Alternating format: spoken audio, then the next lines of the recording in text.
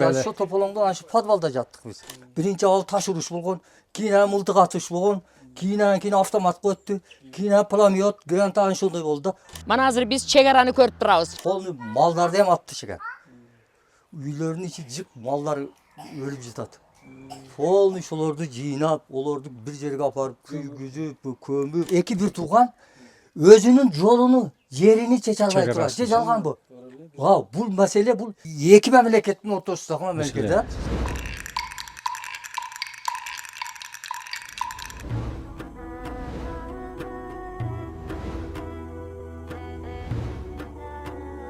Assalamu alaikum. Biz Batkendebиz. At arıtıp, jol karıtıp, ушунун заманбап тили менен айтканда, электромобиль унаанын электр зарядын иштетип, Оштон Баткенге келдик. Баткенге эмнеге келдик? Баткен билесиздер, кече жакында эле каргашалуу бир окуялар болуп, кошуна өлкөлөр менен жер талашып, ушундай сыр чатактар болуп, көпчүлүктүн жүрөгүн өйгөн, кыжалат кылган жер. Азыр Кудайга шүгүр ошол нерсе жок. Тынчтык, Баткен тынчтык шаары. Эки bir tuğan çeşe albaydı. Эки өлкө да, туурабы? Зато чечти. Шүгүр кылыш керек. Мана азыр тынч, жакшы уктайбыз. Мурда сай эртең кандай болот деп туруп ойдо болуп. Кана биз ошо тополоңдо ашы подвалда жаттык биз. Мана ошо кошунанын подвалында ошо кызымды алып качып, киргизип, бу коляскада да мен муну ташап кете албайбыз. Şu жерде bir 2 saat калып кеттик. Бул үчүн биздин ата бабаларыбыз чоң эмгек кылган. Жана андан бери келгенде азыркы учурда дагы жетекчилерибиз акыркы чоң бир чечкиндүү кадамдарды, кызматтарды кылды. Бул границаны эки өлкөнүн границасын чечиш бул өтө кыйын. Себеби дегенде эки бир туган өзүнүн жолуну, жерини чече албай турат. Же жалган бу. Бул маселе бул эки мамлекеттин ортосундагы мамлекет.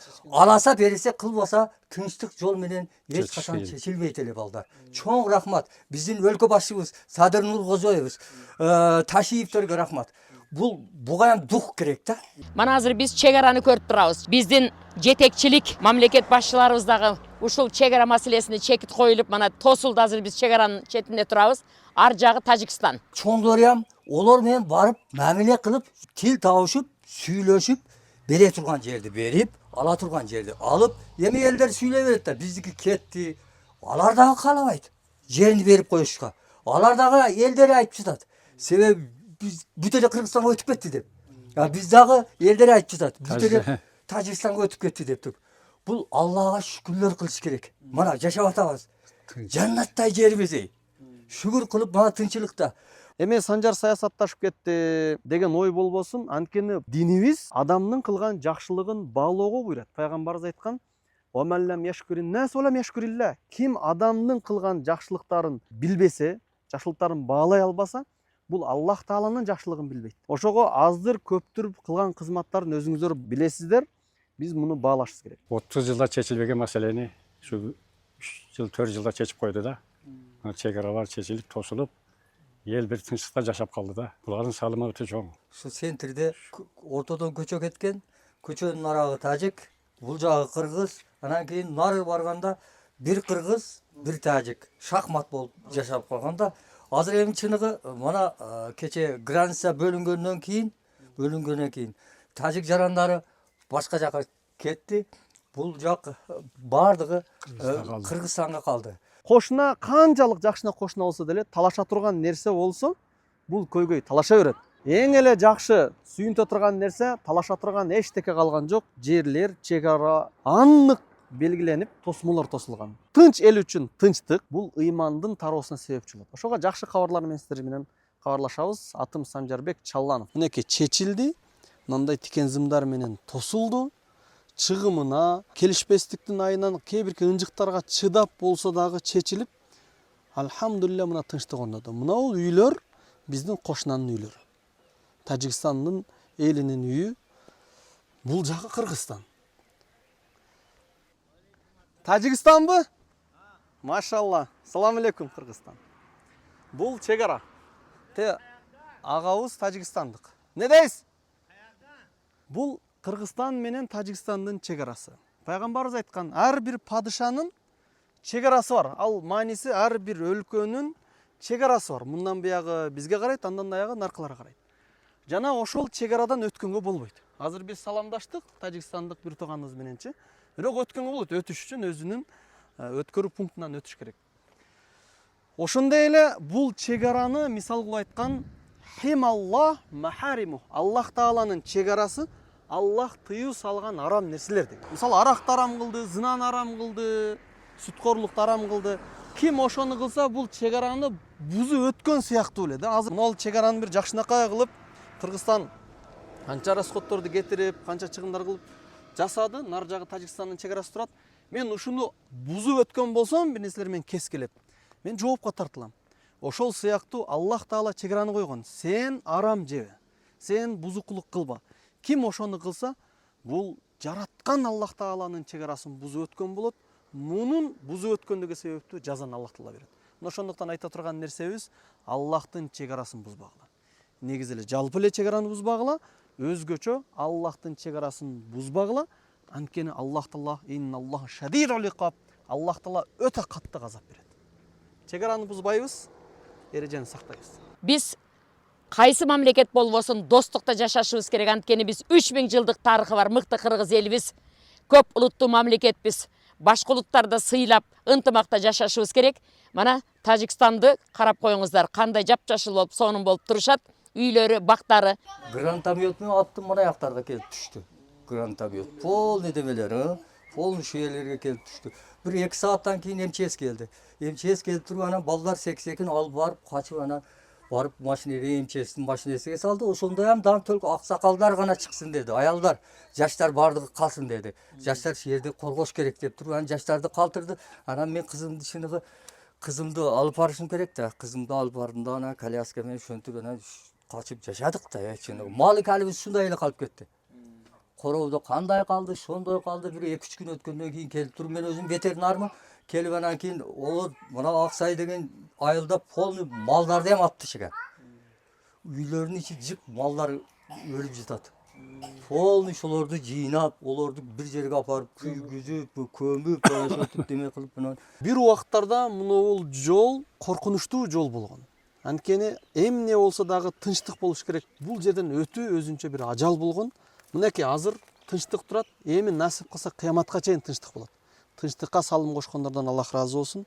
Пайгамбарыбыздын айткан сөзү бар. Мен бата фи сирбихи. Ким өзүнүн жата турган жеринде, тагыраак айтканда өзүнүн спальнисинде, үйүндө уктаган болсо, жана ал ойгонгондо муафан ли жасадихи, ден соолугу сак болгон болсо, жана бир күндүк азык тамак болгон болсо, вакат хизат хиязу дуния деген ал адам бүтүн дүйнөнү ээлеп алыптыр деп. Бардык нерсе анык экен деп. Өзү Аллахтын берген неаматтарынын эң чоңу бул тынчтык. Гүлжигит Кадырбековдун айткан бир сөзү бар. 7 дубанга барып келген болсоң, ошол эл менен курсан болосуң деген. Биздин Кыргызстаныбыздагы 7 область, ошолордун бирөөсү Баткен. Биз ушул жерге келдик, элдер менен сүйлөшүп, тамагы ашын жеп, дос болгондугу себептүү бул элдин артыкчылык жактарын дагы билебиз. Жалпы мусулмандарга кушкабар, жалпы элибизге, жерибизге кушкабар, жалпы биздин мекендештерибизге кушкабар.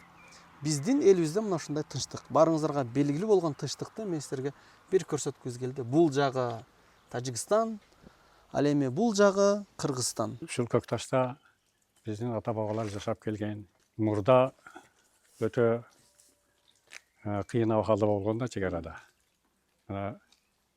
Күнүгө болбосо ham ушу жыл сайын ушу жер талаш, суу талаш дегендей бири менен элдер уруша кетишип, балдар дагы Тажикстандын бир 60 кожолугу биз менен бирге бир айылда жашап калганбыз да. Бир суу ичип, бардыгыбыз бирге жашап шеетте чоңоюп, кече ушу тополондон кийин мына Аллага миң мертебе шүгүр чек аралар чечилип, жашоо бир аз жакшы болуп, тынчтык болуп калды.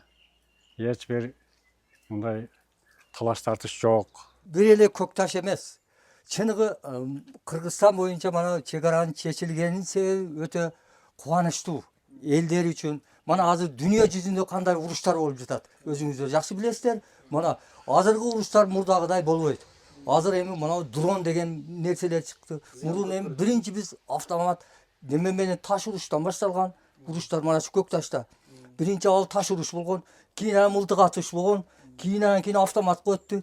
Кийинен пулемет, гранат ошондой болду да. Азыркы мезгилде, азыр илим өнүккөн мезгилде бул Кудайга шүгүр кылабыз. Мана азыр шүгүр тойлор болуп жатат. Үйлөр салынып жатат. Президенттердин демелери мана чек араларга жакшы ишканалар курулуп жатат.